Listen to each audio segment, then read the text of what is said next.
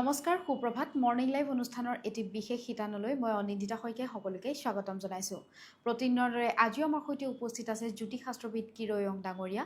তেওঁ জনাব আজিৰ দিনটোৰ গ্ৰহগতি আৰু লগতে জনাব কি ৰং পৰিধানে আজি আপোনাৰ দিনটো শুভ কৰি তুলিব। দাদা আপোনাক স্বাগতম জনাইছোঁ আমাৰ অনুষ্ঠানৰ মাজলৈ। গুড মৰ্নিং, ধন্যবাদ। আমি ৰাশিফললৈ যোৱাৰ পূৰ্বে পোনপ্ৰথমে জানিব বিচাৰিম আজিৰ দিনটোৰ গ্ৰহগতি আৰু যাত্ৰা সন্দৰ্ভত। আজিৰ দিনটোৰ গ্ৰহগতিসমূহ এনেধৰণৰ বহি আছে। আজি 1 আগষ্ট 2025। আজি চন্দ্ৰ তুলা ৰাশিত বহি আছে, মংগল কন্যা ৰাশিত বহি আছে। আজিৰ দিনটোত কেতু আৰু লগ্ন সিংহ, ৰবি আৰু বুধ কৰ্কট ৰাশিত বহি আছে, বৃহস্পতি শুক্ৰ মিথুন ৰাশিত বহি আছে। আজি শনি মীন ৰাশিত, ৰাহু কুম্ভ ৰাশিত বহি আছে।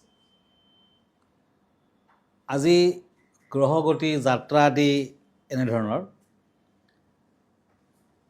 16 শাওণ দিনটোত শুক্লা অষ্টমী তিথি অহৰাত্ৰ, স্বাতী নক্ষত্ৰ, খাদ্য যোগ, বৃষ্টিকৰণ, জন্মত তুলা ৰাশি, বৈশ্যবৰ্ণ, দেৱগণ। দিনটোত যাত্ৰা নাই, তীৰ্থাদি দোষ আছে, শুভকৰ্ম, দীক্ষা, আৰোগ্য স্নান আদি। আজিৰ দিনটোত নাৰিকল খোৱা নিষেধ। এতিয়া আহিছোঁ দিনটোৰ ৰাশিফললৈ। প্ৰথমতে মেষ ৰাশিৰ ফলাফল এৰিছ। দুখন টেৰট কাৰ্ড লৈছোঁ, cups and page of once. এই দুখন কাৰ্ড মতে চাকৰিয়ালসকলৰ শুভ। আজি প্ৰেমত বিয়া বাৰুৰ যুগ, দুৰ্ঘটনা হোৱাৰ সম্ভাৱনা, সাৱধান হওক। আজিৰ দিনটোত পাৰিলে কেইটামান বগা কৰি নিজৰ লগত ৰাখক। হোৱাইট কালাৰ লাকি, ব্লেক কালাৰ আনলাকি। এতিয়া আহিছোঁ বৃষ ৰাশিলৈ তৰাছ, পেণ্টাকলছ এণ্ড পেণ্টাকলছ। এই দুখন টেৰট কাৰ্ড মতে চাকৰি বাকৰিত পদোন্নতিৰ যুগ দেখুৱাই আছে, প্ৰেমত প্ৰতাৰিত হ'ব পাৰে। আজি পাৰিলে যাত্ৰা কৰোঁতে সাৱধান হওক, যাত্ৰা নকৰাই ভাল। গ্ৰীণ কালাৰ লাকি, ৰেড কালাৰ আনলাকি।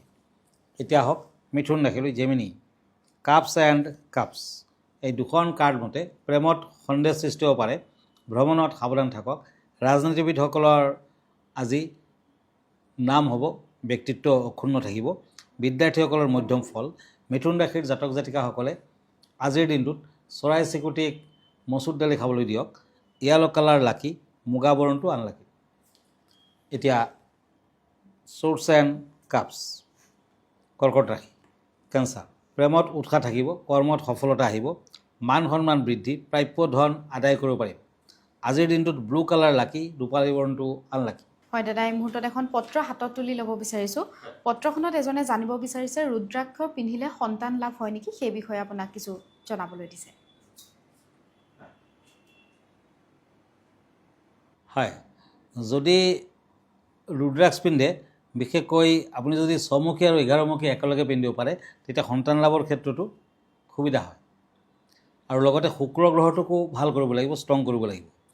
ৰুদ্ৰাক্ষ আচলতে শাওণ মাহত পিন্ধিলে বিশেষ ভাল, আৰু এতিয়া শাওণ মাহ চলিছে, আপুনি পিন্ধিব পাৰে। ধন সা সম্পত্তিৰ ক্ষেত্ৰতো ৰুদ্ৰাক্ষ পিন্ধাটো ভাল। আৰু 11মুখী ৰুদ্ৰাক্ষ এনেকুৱা এটা ৰুদ্ৰাক্ষ যোনটো পিন্ধিলে আপোনাৰ গ্ৰহগতিও ষ্ট্ৰং হ'ব, লগতে ধনৰ ক্ষেত্ৰত সুফল দিয়ে, আকৰ্ষণ ক্ষমতা আছে ইয়াত। সন্তানহীনতাত সন্তান প্ৰাপ্তি হয়। আৰু ব্ৰহ্মচৰ্য পালন কৰিব লাগে শুক্ৰবাৰে নিৰামিষ খাব লাগে।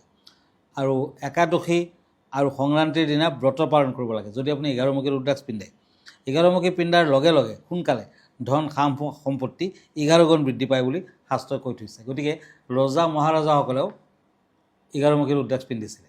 হয় দাদা, এই মুহূৰ্তত এটি কথা জানিব বিচাৰিছোঁ, জীৱনত সফল হ'বলৈ বা ধৰক অসফল কাম আকৌ কোনো ধৰণৰ সফল হৈ উঠিবলৈ ৰত্ন পৰিধান কৰাটো বাঞ্ছনীয় নেকি? আচলতে আমাৰ জ্যোতিষশাস্ত্ৰে বিভিন্ন ধৰণৰ কথা কৈ থৈছে। ইয়াৰ ভিতৰত কেৱল ৰত্নই নহয়, পূজা পাতল, ধ্যান আদিৰ কথাও কোৱা হৈছে। গতিকে প্ৰপাৰলি যিকোনো বস্তু যদি কৰিব পাৰে নিশ্চয় ফল দিব।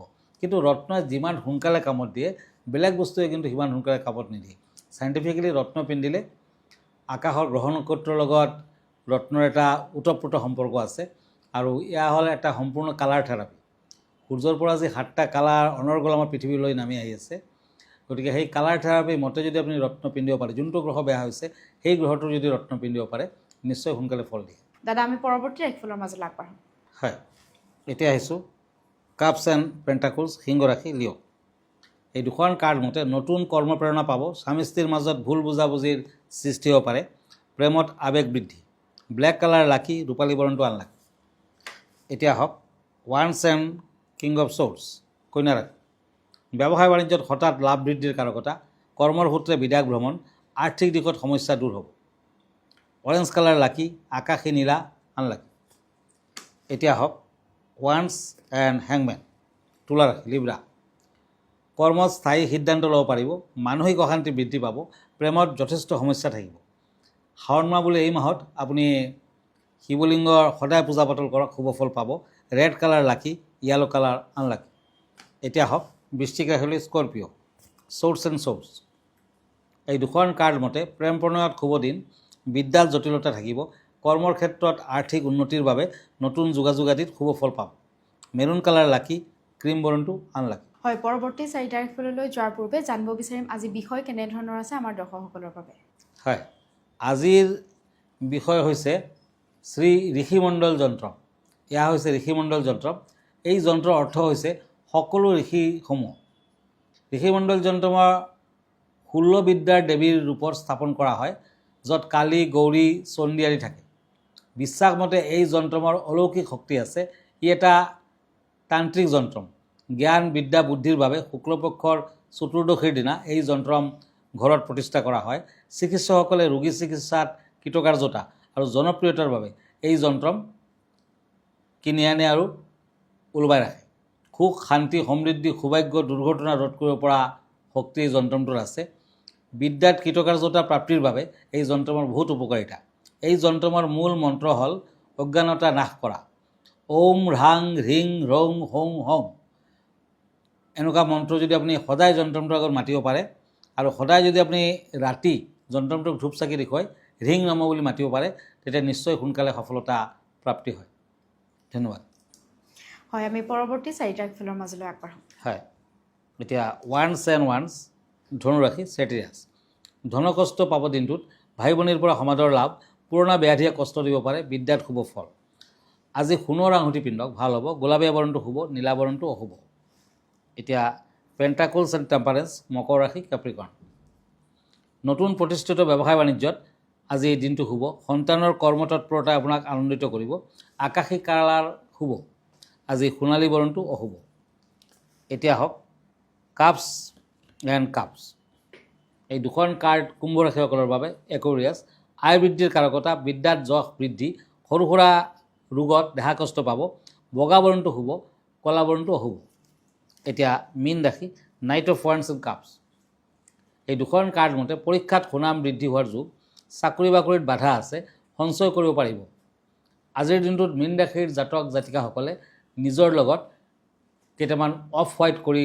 ৰাখক ফল দিব বেঙুনীয়া কালাৰ শুভ কমলা বৰণটো অশুভ হয় দাদা ধন্যবাদ জ্ঞাপন কৰিছোঁ যিহেতু আমি অনুষ্ঠানটি শেষ কৰিব লাগিব অনুষ্ঠানটি শেষ কৰাৰ পূৰ্বে আপোনাৰ ঠিকনাটো দৰ্শকসকলক এবাৰ জনাই দিব হয় মনত ৰাখিব এভৰি ছানডে ৰাতি 10টামান বজাত মই প্ৰাগ নিউজত লাইভ প্ৰগ্ৰামত থাকোঁ আপুনি আপোনাৰ যদি ব্যক্তিগত কিবা কুৱেশ্যন আছে জ্যোতিষ বিষয়ক আপুনি যদি কিবা জানিব খুজিছে মোলৈ কুৱেশ্যন কৰিব পাৰে আৰু আপুনি যদি মোৰ ফেচবুক পেজ চাৰ্চ কৰে তেতিয়া কিৰো য়াং ৰত্ন কুবেৰ বুলি চাৰ্চ কৰিব মই ইনষ্টাগ্ৰামত আছোঁ মই ইউটিউবতো আছোঁ আমাৰ ঠিকনা এষ্ট্ৰলজাৰ কিৰো য়াং Ratna Kuber gems and jewellery Manipuri Basti Paltan বজাৰ গুৱাহাটী 7 ফোন নম্বৰটো হ'ল 9085949309 আমাৰ ইমেইল এড্ৰেছটো হ'ল kiroyangastrologer@kiroyang.com ধন্যবাদ নমস্কাৰ আৰু ইয়াৰ লগে লগে মই নিন্দিতা শইকীয়াই জ্যোতিষশাস্ত্ৰ সিদ্ধান্তিৰ পৰা বিদায় লৈছোঁ ধন্যবাদ দিনটো আপোনাৰ শুভ হওক